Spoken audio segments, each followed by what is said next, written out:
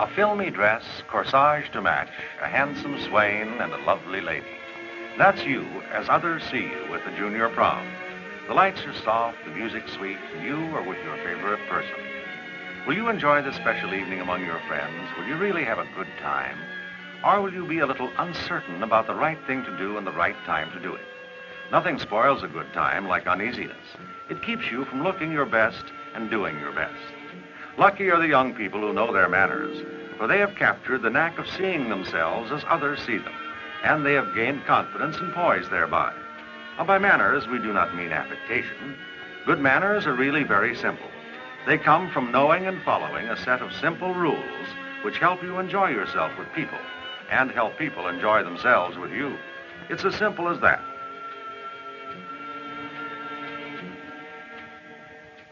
Good manners, social graces, etiquette, call it what you will, are all based on consideration for others, being kind to the other fellow in the little things of life as well as the big things.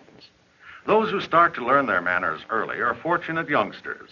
They may not think so at the time, but as they grow older, they realize that good manners can't be put on for special occasions only. And what better place to see yourself as others see you than in the school hall between classes?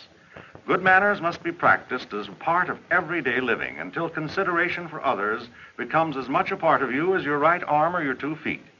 If your manners aren't the everyday regular part of you, when special occasions do come up, you may be uncertain, not show up to advantage. And sometimes your lack of assurance results in the embarrassment of doing the wrong thing.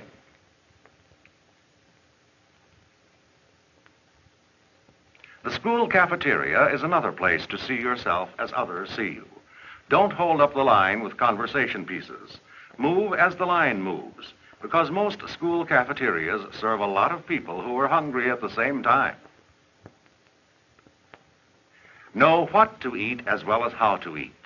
While each lunch has a variety to fit the taste of the individual, a good lunch follows the pattern of what is known as an A lunch, and includes about 1/3 of the protective foods you need during the day. It consists of at least 2 ounces of either lean meat, poultry, fish, cheese, or 1 egg, eaten as a main dish, or unbuttered bread as a sandwich, servings of 2 vegetables or fruit, and at least a 1/2 pint of whole milk. Milk is really the foundation of every good diet, and the favorite of smart young people at any time for real refreshment. Good food is best enjoyed in good company, and good company is based on good manners. This applies wherever you are, whether it be the school cafeteria, the hamburger palace, a simple meal at home, or more formal dining. The rules are simple and are based on your hostess's consideration for you. Put your napkin in your lap quietly. Fancy flourishes are disturbing to those around you.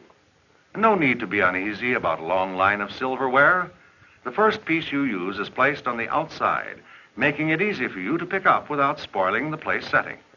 Automatically, the next piece you use is on the outside, making it easy to be sure of using the right piece for each course as it is served.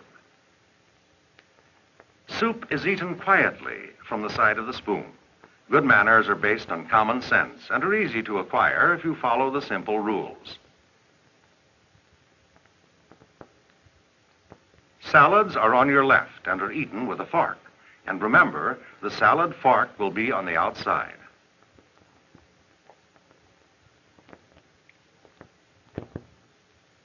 The knife and fork are tools you want to know how to use properly. Cut only a bite or 2 at a time. Your food will not only taste better if it is eaten in small bites, but you will look better too.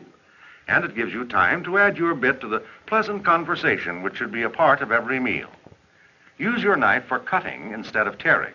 And of course, the sword swallower in the circus is the only person who may have a knife anywhere near his mouth. At the table, you will look better if you sit up, relaxed but straight. No elbows on the table, please. Your butter spreader is never used for cutting bread or opening rolls or biscuits, which are broken apart by hand, but is used for spreading butter on bread or rolls a bite at a time.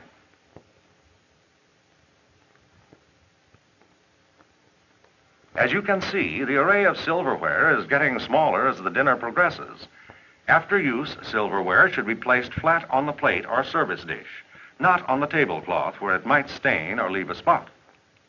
Take on your spoon only what you can eat in one bite. If something you want is too far for you to reach easily, ask your companion to pass it to you. This reduces the chance of upsetting things which can be so embarrassing. And speaking of upsetting things, a spoon left standing in a cup is a trap for the unwary. That's why etiquette rules that a spoon is placed flat in the saucer after use. Manners are just as important at informal occasions. The popular host or hostess greets guests at the door and knows how to introduce them. A boy, always standing, is presented to a girl. Knowing the right way to introduce people puts everyone at ease and avoids embarrassment. Boys usually stand when introduced and always shake hands. Girls may if they choose. Then there is the matter of older people or people distinguished in their field. Both boys and girls stand for introductions to them and stay standing until they are seated or leave.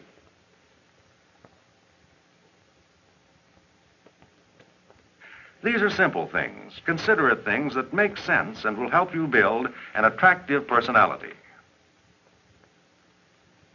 You might as well begin young, on your earliest special occasions, to learn the rules that will help you through senior high, college, and the rest of your life. Girls follow the head waiter or hostess, and the boys follow the girls. When there is no head waiter, the boy goes ahead to secure a table and seat his young lady. When there is no usher, the same is true in churches, theaters, sports events, and other public places. Part of the fun of special occasions, of course, is trying new things. But in scanning the menu, young lady, keep in mind the possible state of your escort's pocketbook.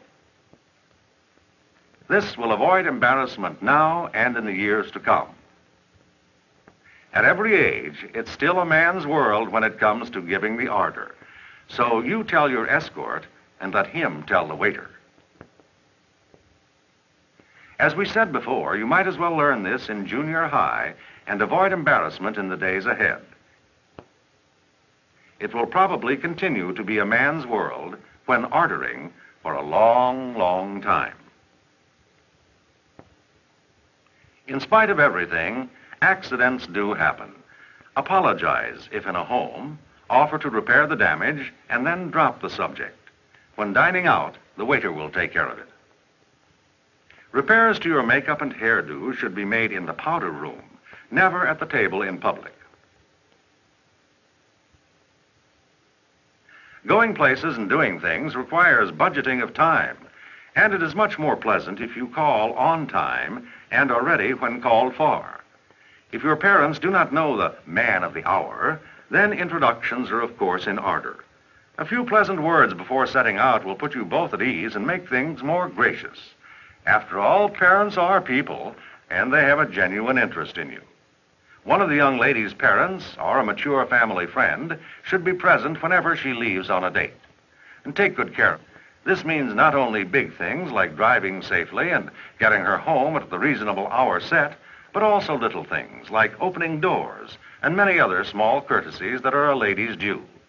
The same principle and consideration for the young lady applies if you are going on the bus to the library or out on a very special occasion. Whether it be punch from a crystal bowl or hot dogs at a hayride, the gentleman is responsible for getting refreshments. And it is the young lady's responsibility to be gracious in all her actions, to help in keeping up conversation so that everyone is at ease. When she goes to the cloakroom, don't tarry with the stag line. Be nearby to escort her when she comes out. Carry your manners with you at all times. Make them part of you. They will help you over the hard places.